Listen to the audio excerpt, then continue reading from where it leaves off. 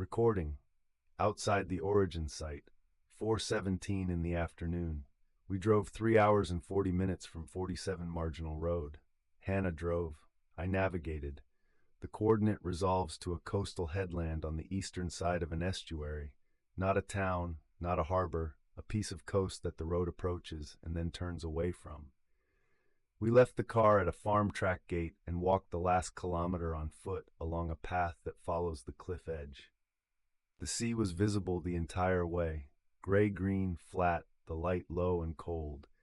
The objective is to enter the origin site and determine what record it holds. The building is a signal station. Stone construction, 2 stories, a short square tower at the seaward end capped with a lantern housing, smaller than Morwena's lantern, fixed, no longer operational. The glass panels in the lantern housing are intact. The building's seaward face is marked with weathering consistent with decades of coastal exposure. The stonework is older than anything I've stood in during this investigation. Older than 47 Marginal Road, which dates to the late 19th century. This building predates it visibly. The stone cutting technique is different. The mortar is a different composition and color. The window proportions belong to an earlier era. No crescent marks on the exterior. I checked the full perimeter. The stonework above every door and window is plain. No parallel lines, no symbol system I recognize from any other node. What is on the exterior? A brass frame mounted to the right of the main entrance. Fixed to the stone with 4 bolts, the frame empty, the interior surface clean. Waiting. Hannah stopped when she saw it. She said, "The frame is empty." I said, "The card appears when we register." She said, "We're already registered." The Stage 2 document said the authorization is in our investigator records, not in a document we carry. If registration is complete, the card should be here. I looked at the empty frame. She was right. Every other frame in this investigation has held a card when we arrived at the relevant step. The southern node frame held the convergence document. The rook brass frame on Morwena held the protocol. The 47 Marginal Road Stage 2 frame held the authorization document. This frame was empty. I stood in front of it for a moment.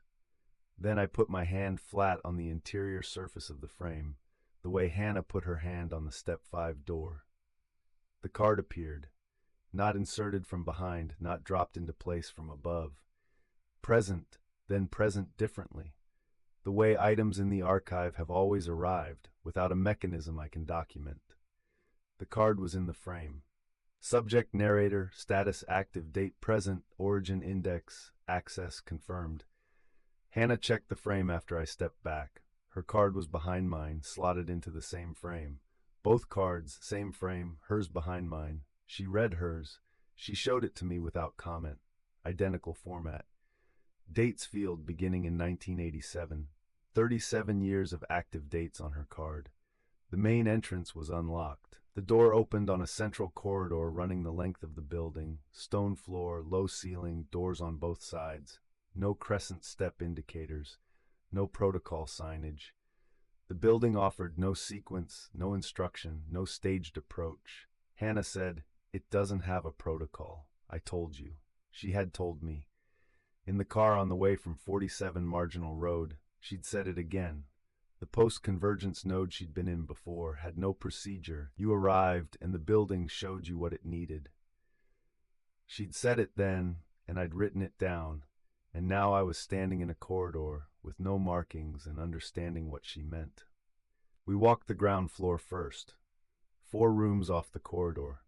3 of them contain what you would expect in a decommissioned signal station. Equipment storage, a maintenance log room with empty shelving, a small kitchen space.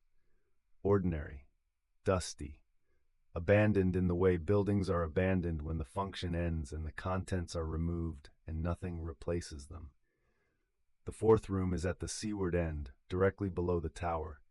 I pushed the door open and stopped. Floor to ceiling, every wall, shelving. The same configuration as the 3rd floor at 47 Marginal Road, but larger. The room is perhaps twice the size, the shelves more densely packed, the material older, bound volumes, rolled documents, flat storage, and on every shelf, interspersed with the volumes. Catalog cards in wooden rack holders, face out, readable from the center of the room. Hundreds of cards, possibly more. The cards continue up the shelving to the ceiling, and I cannot read the upper rows without a ladder. I walked to the nearest shelf and read the cards at eye level. Location names in the subject field. The same 3 status values, source coordinates on every card, and the dates. The dates on these cards go back further than anything I've seen. The earliest I found in the first row, a date in the 1780s. A node active in the 1780s, cataloged here, its record intact. The origin site has been cataloging nodes for at least 240 years. Hannah was moving along the far wall, reading. She stopped at one point and was still for long enough that I crossed the room to see what she was reading. A section of shelving dedicated to a single subject. Not a single card, a full shelf of cards, all labeled with the same subject, the dates sequential, each card covering a decade or two before the next card begins. A running record across multiple cards spanning the full shelf. The subject on every card in that section, Hannah T. Morrison. She was reading the earliest card. She turned it over. The reverse had handwriting on it, not the archive's typeface, handwriting in ink, the script old enough that the style was different from current usage. She read it. Her expression didn't change.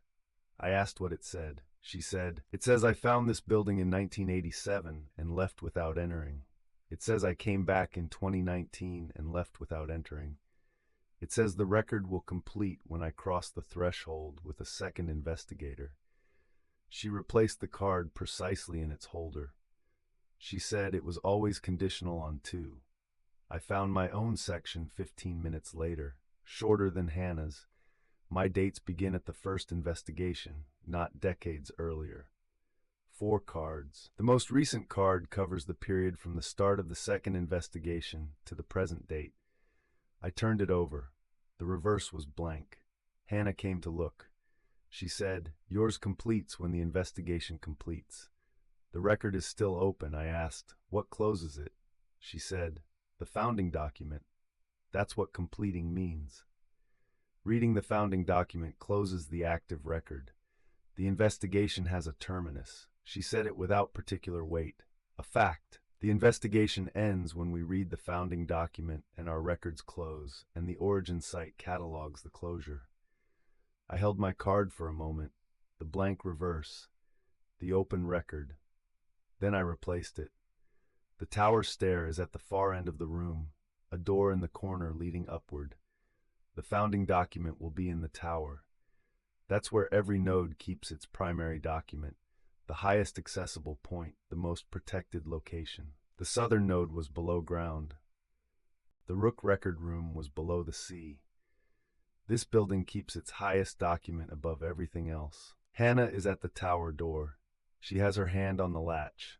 She looks back at me once, not a question, a confirmation, checking that I'm ready. I cross the room toward her, and she opens the door, and the stair is stone and narrow, and the light from above is the gray coastal light coming through the lantern housing, and we are going up.